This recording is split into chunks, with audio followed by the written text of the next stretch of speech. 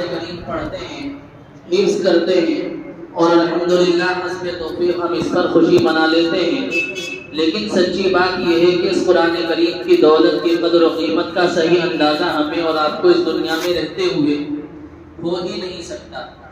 اس کی وجہ یہ ہے کہ اللہ تبارک و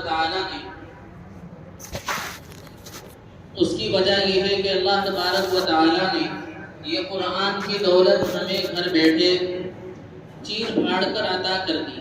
ہمیں اس دولت کو حاصل کرنے کے لیے، اس نعمت کے حصول کے لیے کوئی جد و جہد کرنی نہیں پڑی، ہم نے کوئی محنت نہیں اٹھائی، کوئی قربانی نہیں دی، کوئی پیسہ خرچ نہیں کیا، کوئی جان و مال کی قربانی اس راہ میں پیش نہیں کی۔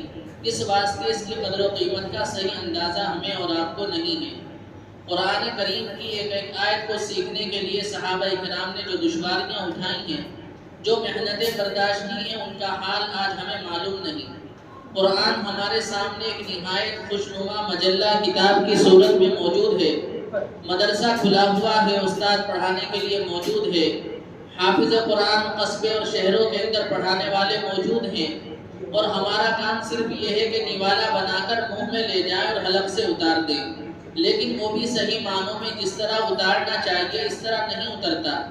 قرآن کریم کے قدر ان صحابہ کرام رضوان اللہ تعالی علیہم اجمعین سے پوچھئے جنہوں نے ایک ایک چھوٹی چھوٹی آیت کی خاطر مارے کھائی ہیں، کفار کے ظلم و ستم برداشت کیے، اور کس کس طرح اس قرآن کریم کا علم حاصل کیا۔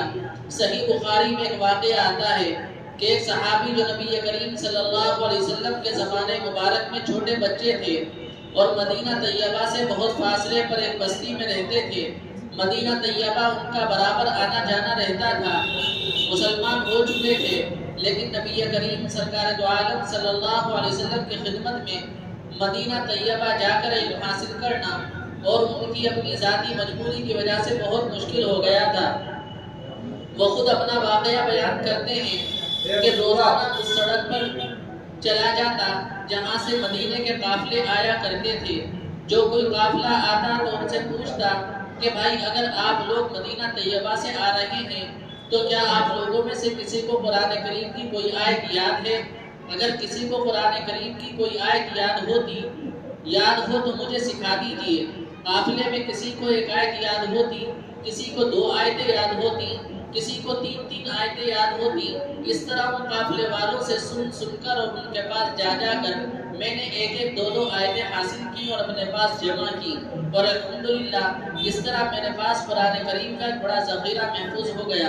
ان سے اس قرآن کی قدر پوچھئے جن کو ایک آیت حاصل کرنے کے لیے قافلے والوں کی منت سماجت کرنی پڑتی تھی، لیکن ہمارے پاس تو پورا قرآن تیار شکل میں موجود ہے، جن کو اللہ کے بندوں نے اسے ہم تک پہنچایا، جن محنتوں، قربانیوں اور مشکلات سے گزر کر اس کو ہمارے لیے تیار کر کے چھوڑا۔ ہمارا کام صرف اتنا رہ گیا ہے کہ اس کو پڑھ لیں اور پڑھنا سیکھ لیں، اس کو سمجھنے کی کوشش کر لیں اور پھر اس پر عمل کر لیں۔ گویا پکی پکائی روٹی تیار ہے، صرف کھانے کی دیر ہے، اس واسطے ہمیں اس کی قدر معلوم نہیں ہوتی۔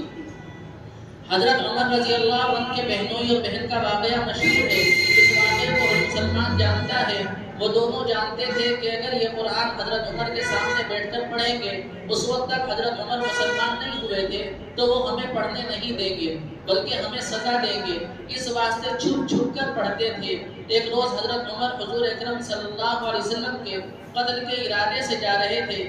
کسی نے کہا کہ دوسروں کو تو اسلام سے روکتے ہو، اپنے گھر کی جا کر خبر نہیں لیتے وہاں پر کیا ہو رہا ہے۔ واپس آ کر دیکھا کہ بہن اور بہنوئی قرآن کریم کھولے ہوئے بیٹھے ہیں اور اس وقت سورہ طٰہٰ کی تلاوت کر رہے تھے۔ لمبا واقعہ ہے جو آپ حضرات کو معلوم ہے۔ بہرحال اس مشکلات کے دور میں ایک آیت صحابہ نے اس طرح حاصل کی، اس لیے وہ اس کی قدر و قیمت پہچانتے تھے۔ چونکہ ہم اور آپ کو بیٹھے بٹھائے یہ دولت مل گئی ہے، اس لیے اس کی قدر ہم نہیں پہچانتے۔ جب تک یہ آنکھیں کھلی ہوئی ہیں، جب تک یہ دنیا کا نظام چل رہا ہے، جب تک موت نہیں آتی، اس وقت تک ذہن دنیا کی ظاہری چمک دمک میں اور دوسری چیزوں میں لگا ہوا ہے۔ ایک وقت آنے والا ہے اور وہ وقت سب پر آئے گا جب دنیا سے چلے جاؤ گے، جب آنکھیں بند ہو جائیں گی، سانسیں رک جائیں گی، دل کی دھڑکنیں ختم ہو جائیں گی، تب انسان قبر کے اندر پہنچے گا۔ وہاں اس قرآن کریم کی دولت اور عظمت کا پتہ چلے گا کہ ہم کہاں میں الجھے ہوئے تھے اور یہاں سوال کیا ہو رہا ہے، ہم نے کس طرح اپنی زندگی گزاری اور یہاں پوچھ کس کی ہو رہی ہے، ہم نے دنیا میں کیا دولتیں کمائی اور یہاں ضرورت کس چیز کی پڑ رہی ہے۔ حقیقت یہ ہے وہاں جا کر اندازہ ہوگا۔ یہی وجہ ہے جو آدمی دنیا سے چلا گیا واپس نہیں آیا، اسی لیے ہمیں جانے والوں کا حال معلوم نہیں ہے۔ چاہے کوئی جتنا عزیز اور قریب ہو، چاہے کوئی قریبی دوست ہو، چاہے کسی نے پوری زندگی آپ کے اوپر اپنی دولتیں نچھاور کی ہوں، لیکن چند مٹھی مٹی ڈال کر وہ بھی وہاں سے یہ کہتے ہوئے واپس آئے گا، اب اپنا کام تو جانے، میری تو یہاں سے واپسی ہو رہی ہے۔ اس نعمت کا پتہ اس وقت چلے گا۔ ایک ایک آیت پڑھ کر کیا کچھ انوار اور کیا کچھ نعمتیں اور کیا کچھ انعامات ملیں گے۔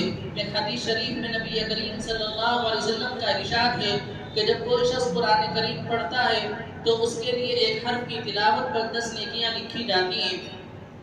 پھر تفصیل نبی کریم صلی اللہ علیہ وسلم نے بیان فرمائی کہ میں نہیں کہتا کہ الف لام میم ایک حرف ہے، بلکہ الف ایک حرف ہے، لام ایک حرف ہے اور میم ایک حرف ہے۔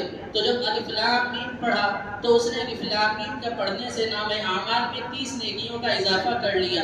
بعض لوگ یہ کہتے ہیں کہ قرآن مجید کو بغیر سمجھے پڑھنے سے کیا حاصل؟ ایک تو ایک نسخہ ہدایت ہے، اس کو سمجھ کر انسان پڑھے اور اس پر عمل کرے تو اس کا فائدہ حاصل ہوگا۔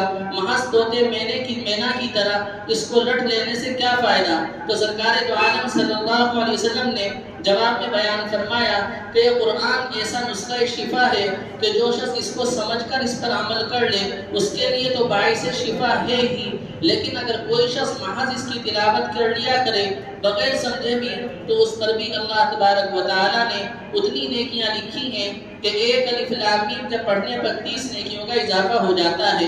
ان نیکیوں کو حاصل کرنے کے لیے کوئی کشش پیدا نہیں ہوئی، کوئی جنبش نہ ہوئی، کوئی حرکت نہیں ہوئی، کوئی جذبہ دل میں پیدا نہیں ہوا۔ کیا اس واسطے آج کی دنیا کا سکہ نیکیاں نہیں؟ یہ جو کہا جا رہا ہے کہ نیکیوں میں اضافہ ہو جائے گا، یہ نامہ اعمال میں اضافہ ہوگا، یہ سکہ رائج الوقت نہیں۔ اگر یوں کہا جاتا کہ الف لام میم کے الف پر 10 روپیے ملیں گے، لام پر 10 روپیے ملیں گے اور میم پر 10 روپیے ملیں گے، یعنی الف لام میم پڑھنے پر 30 روپیے ملیں گے، تو دل اس کی طرف کھینچتا، کوشش ہوتی، لوگ لپکتے بھاگتے اور دوڑتے اور پیسے حاصل کرتے، لوگ دوڑتے اور بھاگتے، یہ تو بہت سستا سودا مل رہا ہے، الف لام میم پڑھو اور 30 روپیے کما لو۔ لیکن چونکہ یہ کہا جا رہا ہے کہ روپوں کے بجائے نیکیاں ملیں گی، کوئی کوشش، کوئی جنبش، کوئی حرکت دل میں پیدا نہیں ہوتی، اس واسطے کہ نیکیوں کی قدر ہمیں معلوم نہیں ہے، جانتے نہیں کہ نیکی بڑھنے سے کیا ہوتا ہے، اور روپے کی قدر معلوم ہے۔ 10 روپیے ملیں گے تو ان سے اتنا کام ہوگا اور 30 روپیے ملیں گے تو اتنا خرچ چلے گا، اس واسطے اس کی قدر و قیمت کا ہمیں معلوم ہے۔ نیکیاں بڑھنے سے کون سی کار ہاتھ آئے گی اور کون سا بنگلہ ملے گا، کون سے بینک بیلنس میں اضافہ ہوگا؟ نیکیاں بڑھ گئیں تو کیا ہوگا؟ سکہ راج الوقت تو ہے ہی نہیں، اس واسطے اس کی طرف ہماری کشش نہیں ہوتی اور کوشش نہیں ہوتی، اس کی طرف دل نہیں چلتا۔ جس روز کی آنکھ بند ہو گئی، جس روز اس قلب کی حرکت رک جائے گی، اللہ تبارک و تعالیٰ کے حضور حاضری ہوگی، اس دن پتہ چلے گا کہ نیکیاں کیا چیز تھیں۔ یہ قرآن جو جزدان میں لپٹا ہوا تھا کیا کتاب تھی جس کی ہم قدر کیا کرتے تھے، جو آج بڑی قیمتی چیز ہے، یہ کیا معلوم؟ اس لیے ہمیں اپنی زندگی کا محاسبہ کرنا چاہیے اور زیادہ سے زیادہ قرآن کریم کی تلاوت کرتے رہنا چاہیے، جس کو ایک رکوع، ایک صفحہ، ایک پارہ یا جتنا بھی یاد ہے بار بار اس کی تلاوت کرتا رہے، انشاءاللہ یہی چیز ہم سب کے لیے بخشش کا سبب بنے گی۔ اللہ تعالیٰ ہم سب